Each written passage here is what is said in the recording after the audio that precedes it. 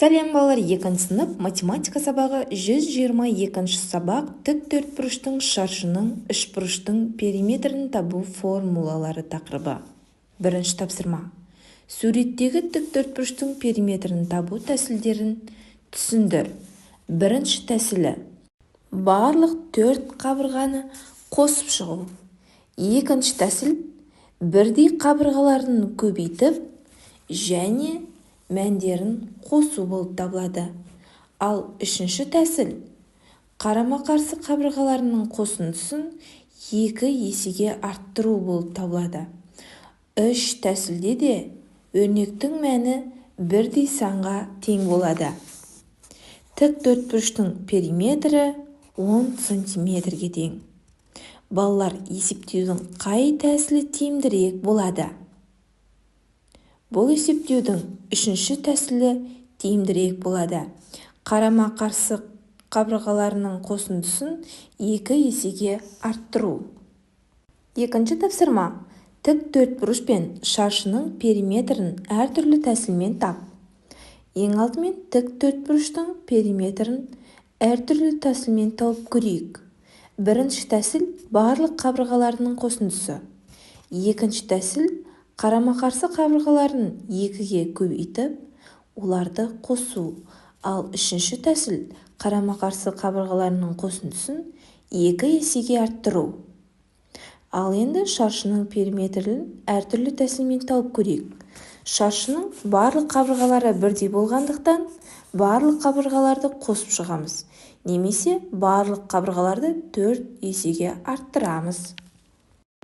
Балалар, мына ережені жаттап алыңдар және есте сақтаңдар. Тік төртбұрыштың периметрін табу формуласы. P жақша ішінде A қосу V көбейтеміз 2-ге. Мұндағы A тік төртбұрыштың қабырғаларының ұзындығы болып табылады. A V болса, ені болып табылады. Ал шаршының периметрін табу формуласы P тең болады A-ны 4 есеге арттыруға. Мұндағы A шаршының қабырғалары. Үшінші тапсырма. Кестені толтыр. Бұл жердегі A тік төртбұрыштың қабырғасының ұзындығы, ал V оның ені болып табылады. Бұл жердегі периметрді табу қажет екен. Қабырғалары 4 және 2 см-ді қосып аламыз. А мен В-ның қосындысы 6 см-ге тең. Периметрін табу үшін 6 см-ді 2 есеге арттырамыз. Периметрі 12 см-ге тең болды. Енді келесі периметрді табамыз. Қабырғалары 4 дециметр және 3 дециметр. А мен В-ның қосындысы 7 дециметрге тең. Ал бұл фигураның периметрі 14 дециметрге тең болады. Төртінші тапсырма. А 6 см, А 7 дециметр, А 9 метр деп алып, шаршының периметрін тап. Шаршының периметрі шаршының қабырғаларын 4 есе арттырғанға тең болып табылады. Яғни А-ны 4 есеге арттырамыз. 6 см-ді 4 есеге арттырсақ, бұл шаршының периметрі 24 см-ге тең болады. 7 дециметрді 4 есеге арттырсақ, бұл шаршының периметрі 28 дециметрге тең болып табылады. 9 метрді 4 есеге арттырсақ, бұл шаршының периметрі 36 метрге тең болады. Бесінші тапсырма. Суреттегі үшбұрыштың периметрін табу жолын түсіндір. Бұл жерде үшбұрыштың қабырғалары әртүрлі болғандықтан, бұл қабырғаларды еселеп арттыра алмаймыз. Сондықтан, әртүрлі қабырғасы бар үшбұрыш пен төртбұрыштарды қосамыз. Яғни бұл үшбұрыштың қабырғалары 3 см, 2 см және 4 см-ге тең. 3 қабырғаның қосындысы 9 см-ге тең болады. Үшбұрыштың периметрі P тең 9 см-ге болады. Алтыншы тапсырма. Қабырғаларының ұзындығы A, V және S-ға тең үшбұрыштың периметрін тап. Бұл үшбұрыштың периметрін табу үшін барлық қабырғаларын қосамыз. Яғни периметрі тең болады А қосу В қосу С-ға. Балалар, мына ережені есте сақтаңдар. Үшбұрыштың периметрін табу формуласы периметр тең болады А қосу В қосу С. Мұндағы А, В, С үшбұрыш қабырғаларының ұзындығы болып табылады. 7-ші тапсырма. Үшбұрыштың бір қабырғасының ұзындығы 5 см-ге. Қалған екі қабырғасының әр қайсысының ұзындығы одан 2 есе артық. Үшбұрыштың периметрін тап. Бұл жерде ең алдымен қалған екі қабырғасының әр қайсысының ұзындығын тауып алайық.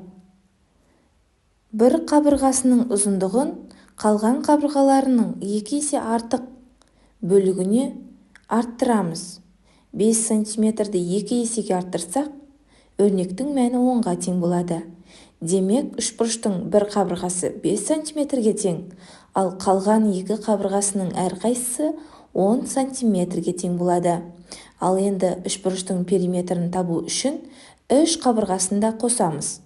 5 см, 10 см және 10 см-дің қосындысы 25 см-ге тең болады. Демек, жауабы үшбұрыштың периметрі 25 см-ге тең. 8-ші тапсырма. Әсем ас үйдің қонақ бөлменің және дәліздің ұзындықтарын өлшеді. Ас үйдің ұзындығы 3 метр. Дәліздің ұзындығы одан 2 есеге артық. Ал қонақ бөлменің ұзындығы ас үй мен дәліздің ұзындықтарын қосқандағы ұзындыққа тең болады. Төмендегі өрнектер нені білдіретінін түсіндіріп көр. 3 пен 2-ның көбейтіндісі дәліздің ұзындығына тең болады. Ал 3-ке 3 пен 2-ның көбейтіндісін қосу қонақ бөлмесінің ұзындығына тең болады.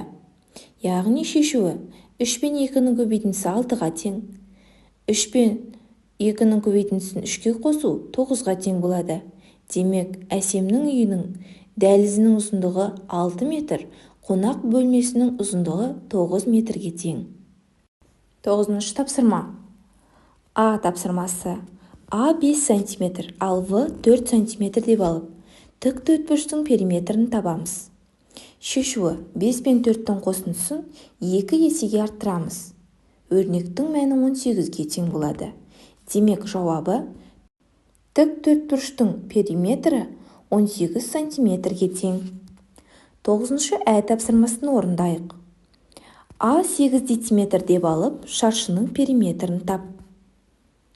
Шешуі 8-ді 4 есеге арттырамыз. Өрнектің мәні 32-ге тең болады.